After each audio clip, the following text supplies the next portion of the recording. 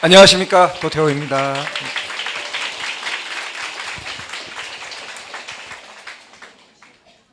우리 PPT가 바로 되는지 모르겠습니다. 네네. 실질적 법치의 길이라는 제목으로 말씀드리게 되었습니다. 우리 10년간 사실 화두죠. 먼저 법치라는 부분에서 우리가 그냥 법대로 다스린다, 안 되고 있군요. 다음으로 넘어가야 되는데, 법대로 다스린다, 법이 다스린다 라고 이제 보통 하는데, 법이 뭔지 또 다스린다는 게 통치한다, 지배한다라는 게 뭔지 우리가 좀 살펴봐야 될 것 같습니다. 흔히 법치라고 하는데 이제 영어로는 법의 지배라고, 룰 오브 로라고도 하죠. 그런데 뒤에 다시 한번 보겠습니다만, 지배한다라는 건 우리가 보통 이제 가장 통상적으로는 삼권, 그래서 사법, 또 행정, 입법 이런 부분을 살펴볼 수 있을 것 같습니다. 그런데 법치, 제가 이쪽 넘어가야 되는데, 네, 법치 가장 전형적으로 대비할 때는 이제 인치, 사람이 다스리는 거, 룰 오브 맨을 보통 하죠. 근데 우리가 보통 현재 가장 노골적으로 경험하는 것은 인신 구속의 문제에 있어 가지고 법대로 하느냐, 맘대로 하느냐, 맘대로 하거나 힘대로 하거나, 눈치를 봐서 힘의 상황에 따라 하거나, 그래서 그런 부분이 우리 눈앞에 많이 보인다고 이렇게 생각됩니다. 그런데 이런 법의 지배하고 우리가 조금 대조해서 볼 수 있는 것은, 그래서 어떤 힘의 지배, 힘에 따라서 권력술, 파워 폴리틱스 이런 부분과는 법의 지배는 상당히 좀 대립적이다라고 생각되고, 또 한편으로 사람이 다스린다라는 것의 전형적인 것은 사람 변덕스럽습니다. 그래서 마음대로 하는, 그래서 다스림을 받거나 그 공동체가 불편해지죠. 그런데 이 반대 모양에서, 그러면 요즘 워낙 법에 대해 실망이 많으니까 판사를 AI로 대체하자, 이런 이야기가 많이 나옵니다. 그래서 대체할 수 있는 부분도 있을지는 모르겠는데, 우리가 사실 조금만 복잡해지면은 좀 상당히 까다로운 부분이 있습니다. 그래서 우리가 한편으로는 사람을 때리는 문제도, 때리면 다 나쁘다고 생각하지만 강도가 와서 막으려고 때렸을 수도 있고, 그러면 막으려고 때리면 다 좋다고 생각할 수도 있지만 너무 심하게 때려 그 사람을 죽였을 수도 있고, 그래서 이렇게 법이 예외에 예외를 낳고 막 이렇게 복잡해질 때, 그걸 물론 AI도 발전하겠죠. 그렇지만 기계적인 것만으로는 상당한 법의 지배가 실현되는 거냐, 법의 지배가 결국은 사람을 통해서 되는데 그 지점에서 문제가 생기는 거죠. 기계로 다 할 수 없으니까. 그럼 기계가 다스리게 되겠죠. 자, 그런데 또는 기계를 만드는, 프로그램을 짜는, 그래서 이 법치하고 우리가 늘 헷갈리게 되는 것이, 법을 명분으로 삼는 이름뿐인 법치, 룰 바이 로라고 하는, 심하게 되면 도구적인 법치, 오늘날 너무나 많이 봅니다. 법의 이름으로 누구는 구속시키고 누구는 구속 안 시키는데, 우리가 보면 굉장히 이렇게 부당하게 보입니다. 그래서 세간에 좌파 불구속, 우파 구속이라는, 좌파 무죄, 우파 유죄, 이런 말이 나올 정도로 선택적으로 그렇게 하고 도구적으로 하는 것이죠. 그래서 진정한 법치라는 것이 약해지면은 그냥 껍데기만 법치가 남는, 거기서 더 타락을 하면 오늘날 많이 가고 있는, 이건 껍데기도 사실은 좀 남아있기 어렵다 싶을 정도로 수단적인, 법을 그냥 수단 도구로 삼아서 자기들 마음대로 힘대로 통치하려고 하는 그런 부분이 있을 것 같습니다. 근데 우리가 이제 법이라는 것을 조금 더 심층적으로 갔을 때는, 법을 많이 발전시켰던 물론 고대 이스라엘도 있습니다만 이 그리스, 그보다 좀 후대 그리스에서 노모스라고 보통 이렇게 많이 알려져 있을 때 사람들이 오래도록 옳다고 오랜 경험을 통해서 옳다고 믿는 바, 그것을 법이라고 한다면은 그리스 사람들은 이 법과 보통 이제 우리가 포고령, 명령이라고 부르는 세계, 그리스 테시스라는 세계를 이렇게 대립시켜서 용어 자체로 아예 구분을 했습니다. 그러니까 포고령은 폭군이나 참주가 오늘 아침이 다르고 내일 아침이 다를 수가 있는 거죠. 그래서 그러나 무력을 가지고 이렇게 집행을 해버리는 것이죠. 그런데 불행하게도 우리 동양의 법이라는 글자는 몇천 년 전 진나라 때부터 진나라를 형성시킨 법가가 우리 많이 아시죠? 이사, 한비자 이런 법가가 바로 이 포고령에 가까운 법의 개념을 갖고 있기 때문에 그래서 우리 수천 년 동안 동양 사람들은 법을 싫어한다는 거죠. 이 법이라는 말 속에는 법가가 말한 그런 법, 포고령에 가까운 법이 있기 때문에 머릿속에 그래서 이 세계가 근데 영어의 law는 이 중간쯤 그리스의 노모스적인 면도 있고 이 포고령적인 면도 있어서 그래서 만약에 노모스적인 면만 있다면 룰 바이 로라는 말 자체가 성립될 수 없을 텐데 영어의 로는 이제 중간쯤 있다고 보통 평가됩니다. 그래서 어디로 제가 이걸 해야 효율적으로 되는지 모르겠습니다. 네, 이건가요? 네. 그래서 이 부분을 한번 박근혜 전 대통령의 말인데 한번 같이 읽어보면 좋겠습니다. 시작. 형식적으로는 합법적인 모습을 가지더라도 실질적으로 정당성이 없다면 이를 법치주의라고 할 수는 없다. 저는 이게 역사에 남을 말이라고 생각하는데요. 온몸으로 감옥 생활을 겪고 거기서 적은 그 글 속에 나오는 한 대목입니다. 그래서 이건 그냥 학자의 책상 속에서 나온 게 아니고 한 대통령으로서 한 나라에 그걸 온갖 역사를 겪은 그 삶이 배어 있는 말이고 제가 봤을 때 실질적 법칙, 적법 절차의 원리를 굉장히 잘 표현한 쉬운 언어로 그래서 아니 땅땅땅 때린다고 그게 법치주의가 아니라는 거죠. 실질적인 정당성이 있어야 한다. 그래서 이걸 이제 법 전문가들의 조금 더 이 복잡한 말로 이렇게 써놓은 것이 헌법재판소의 말들입니다. 그래서 법률로서 권리 의무를 정한다는 형식적 법치주의에 더 나아가서 그 내용 또한 법률의 목적 내용 그다음 과정 또한 헌법 이념에 부합돼야 된다는 것이 실질적인 적법 절차 법치주의다.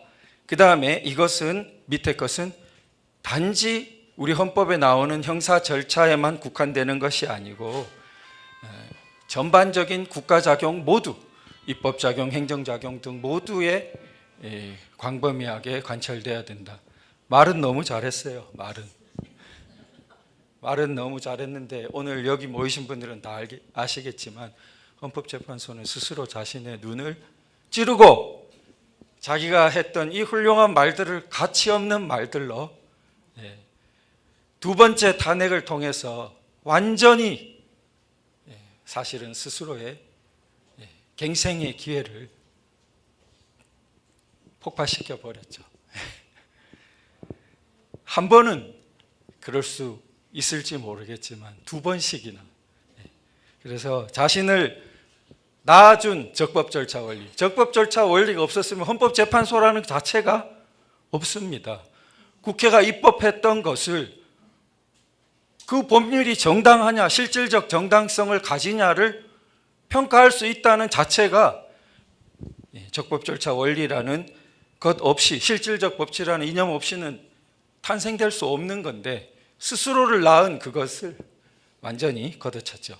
자, 그런데 이 실질적 적법 절차는 영미에서 전형적으로 발전하게 됩니다. 그래서 같은 근대 문명이지만 프랑스, 독일 쪽의 대륙법 쪽은 로마법에서 주로 민법 쪽을 많이 개수해서 나름 굉장한 법 체계를 구축했기 때문에 이 영미 세계를 원래는 깔봤습니다. 원래는 이 게르만 촌으로 게르만 그 부족법, 관습법 쪽이 더한 변방 지역으로, 영국이 원래 로마 중심으로 보면 유럽의 제일 변방이죠. 그래서 변방 사람들이 그냥 자기들대로 조금 이상하게 사는 것처럼 원래는 생각했습니다. 그런데 항상 역사가 그렇듯이 그 이상하게 산다고 생각했던 변방에서 새로운 문명의 싹이 트고 있었고, 마그나 카르타 이런 거 일어날 때 유럽은 다 무시했지만 그게 오늘날 이제 새로운 그 실질적 법치에 싹이 된 거죠.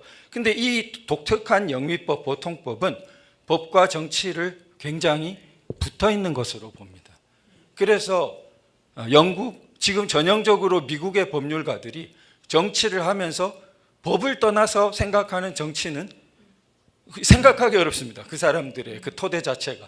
뭘 해도 법의 구속을 받거나 뭘 하려면 법을 어떻게 하거나 늘 거기서 상호작용이 있는 것이고, 자기가 했던 것이, 링컨은 뭐죠? 노예 해방을 헌법에 넣은 거죠.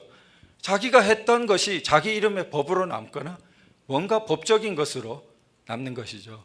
그래서 법과 정치라는 것이 항상 이렇게 쌍생아처럼 붙어 다니는 개념을 갖고 있는 반면에, 전형적으로 사람들 사인 간의 재산관계를 다투는 법률 관계를 중심으로 발전한 대륙법은 법치와 정치를 이렇게 떨어뜨려 놓습니다.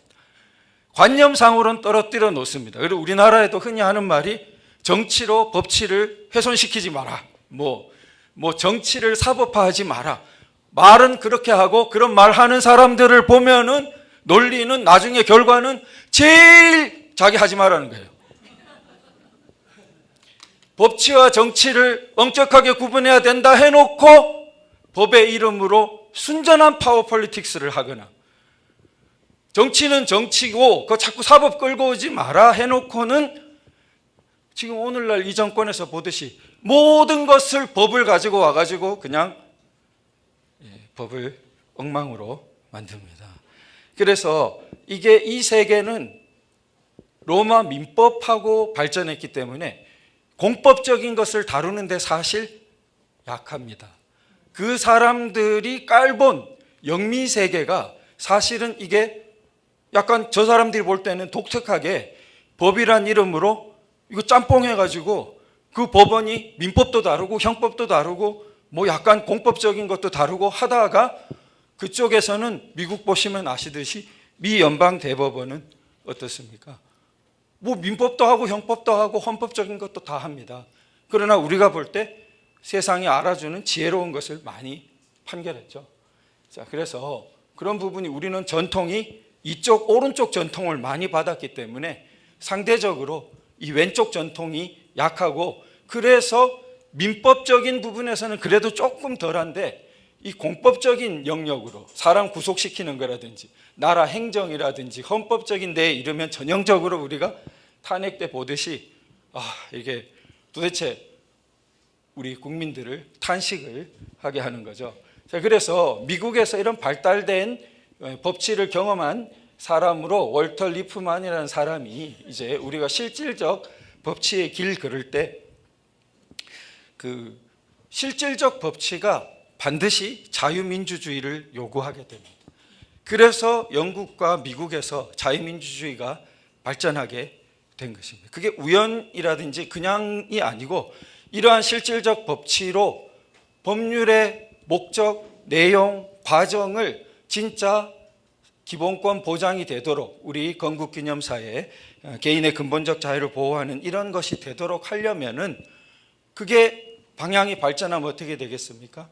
그게 바로 자유민주주의적인 삼권 분립적이고 국민에 의한 민주주의가 되는, 그 민주적으로 통제가 되는 그런 부분으로 발전하게 되는 거죠. 그런데 우리가 잊기 쉬운 것은 이 민주주의 그냥 가장 표피적으로 다수결에서 출발하면은 이 실질적 법치를 볼 수가 없습니다. 그것이 자라나온 배경을 볼 수가 없는 것을 미국도 헷갈렸기 때문에 미국의 이 리프만 정치평론가인 이 사람이 지적하는 겁니다. 자기들은 사실 보통법에 의한 사회적 통제 방식, 권리 의무가 법에서 규정되고 법정에서 그것을 다투어서 하는, 이게 미국의 기본이다. 이리로 기본을 항상 돌아가야 된다. 그래서 그 다음 말을 한번 보시면은, 자, 유권자에게 단순히 투표권을 부여하는 것은 이것이 설사 진정한 대표성을 부여할 경우에도 이것부터가 그냥 투표권을 준다고 부정선거가 없는 게 아니죠. 진정한 대표성을 그냥 부여하는 게 아니고 그 어렵게 되어야 진정한 대표성이 부여되는 겁니다. 그런데 진정한 대표성을 부여하는 경우에도 그 자체로 자치정부를, 즉 미국식의 실질적 법치와 자유민주주의 자치의 이상이 실현되는 것이 아니라는 거예요. 아유, 갈 길이 머네요, 그죠? 부정선거를 극복하면은 당연히 실질적 법치와 자유민주주의가 되는 게 아니고, 물론 그 과정에 그것을 위한 토대가 상당히 쌓이는 거죠. 그러나 저절로 되는 게 아니에요. 이 사람 말이 뭐냐면, 대부분의 국가에서 보듯이 주권자인 민이 만약 여전히 무능할 경우에는 민의 마음을 달래고, 말 잘해요, 그리고 녹이고, 돈도 잘 줍니다, 그리고 부패시키고, 그래서 서로 부패하고, 그 다음에 겁주고 강제하는 방식으로, 어쩌면 이렇게 말을 잘하는지 몰라요. 그렇게 하는 방식으로 통치하는 끼리끼리 소수 카르텔이 있는 과두정이나 통제불능의 관료제가 자기들 테크노크라트가 되든 선관위 카르텔이 되든 사법 카르텔이 되든 이들이 지배하는 새로운 형태의 절대 국가를 탄생시킨다. 그래서 민은 왕의 특권을 민의 대표에게 위임함으로써 그냥 대표 뽑았으니까 우리 자치된다, 절대 그렇게 안 된다는 거죠. 민은 오직 민주주의가 어떻게 스스로 작동할 수 있는지를 이해할 때, 어떻게 이해하죠? 우리 지금 이해하고 있습니다, 이 워크숍을 통해서. 그래서 명령을 내리는 것만으로, 명령이라고, 법이 아니죠 지금, 명령을 내리는 것은 민주주의가 아닙니다. 그것은 한 부분이죠. 근데 그것은 근본이 아니죠. 통치할 수 없다는 것을 깨달을 때, 그리고 각 개인과 단체, 공동체, 그리고 공직자 자신들이 권리, 의무, 그 다음에 특권도 있어요. 누구만 갖고 있는 것이 있습니다. 대통령만 계엄권을 할 수 있도록 한 이유가 있는 거죠. 특권이 있는 겁니다. 면책, 사면을 할 수 있도록 하는 것입니다. 면책할 수 있도록 하는 권한이 법에는 있는 것입니다. 그래서 권리, 의무, 특권, 면책을 규정한 법을 판결하고, 여기도 이 발달된 사람들의 모습을 볼 수 있습니다. 3권을 말하는데 우리 보통 어떻게 말합니까? 입법, 행정, 사법. 거기서부터 벌써 입법 독재의 싹이 트고 있는 것입니다. 법을 함부로 만들 수 있다? 법을 어떻게 함부로 만들어요? 법은 오랜 경험을 통해, 아까 노모스를 보면은 오랜 경험을 통해서 그 공동체가 옳다고 생각하는 바에서 우러나온 것이 법인데, 하루아침에 자기들이 검찰 폐지하겠다고 법 통과시키면 그게 법이 돼요? 거기부터가 완전히 법과는 담을 쌓은 것입니다.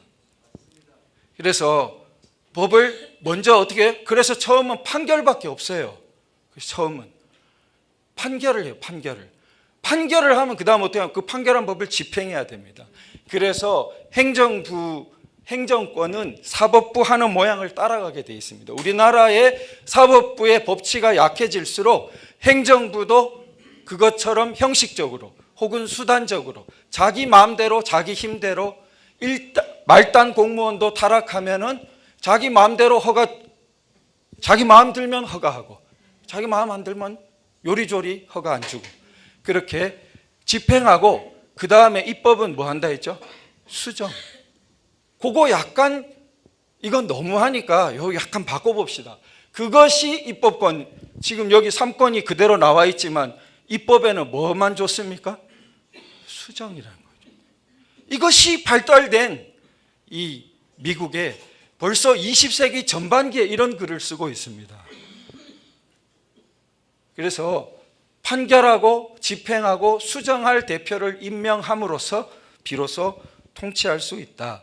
미국의 자치의 이상이 그렇게 실현된다. 그래서 우리의 실질적 법치의 길은 법이 뭔지, 다스린다는 게 뭔지, 그리고 실질적 법치가 뭔지, 그리고 실질적 법치가 자유민주주의로 나아가는 실질적 법치의 길이 붙어 있다는 것을 우리가 이해할 때 이것을 제대로 실현할 수 있고, 이것은 여기 지워져 버렸는데 네모가 여기 첫 번째 네모는 동양의 예, 그 다음에 덕, 그 다음에 요 끝은 동양의 법입니다. 그래서 동양 사람들은 법을 싫어해서, 왜냐하면 그게 명령체계이기 때문에 공자나 맹자나 이런 사람들이 예를 강조했는데 예는 강제성이 그렇게 없기 때문에 항상 이 현실 세계의 무력이 충돌해서 떨어져 있죠. 그래서 한편으로는 수양하고 덕을 강조했는데 덕은 나름의 의미가 있지만 법치로 연결되기는 항상 요원해서, 그래서 동양의 전형적인 방식은 다스려지면 나아가고 안 다스려지면 물러나가지고 신하 지어라, 이렇게. 그래서 이 허무주의와 은둔주의와 그러나 자기들이 참 정신적으로는 세상을 지배한다는 그러한 오랜 수천 년 된 동양의 그 대립이 있는데, 바로 뭐를 못했기 때문에? 실질적 법치의 길을 못했기 때문에. 그러나 이제는 우리도 이 문명을 받아서 할 수 있는 거고, 그런데 이 실질적 법치의 길의 바탕에는 뭐가 옳은 건지 우리 공동체가 생각하는 반대, 뭐가 옳은 건지를 생각하는 자체의 공동체의 관념이 타락하면 그것은 법의 세계로 할 수 있는 부분이 아니라는 거죠. 그래서 사실은 법보다 더 근본에 우리 교회와 같은 종교, 그리고 도덕, 교육, 가정, 이런 가족 같은 것이 이 밑바탕에 있어서 그게 허물어져서 뭐가 옳은 건지 자체를 다 헷갈리면은 그것은 그 나라가 마치 법치를 하는 것 같아도 우리가 생각할 때는 이 올바른 법치를 낳았던 문명의 원래의 모습으로는 갈 수 없다, 그렇게 생각됩니다. 제가 약간 시간을 5분이나 오버했는데 죄송합니다. 감사합니다.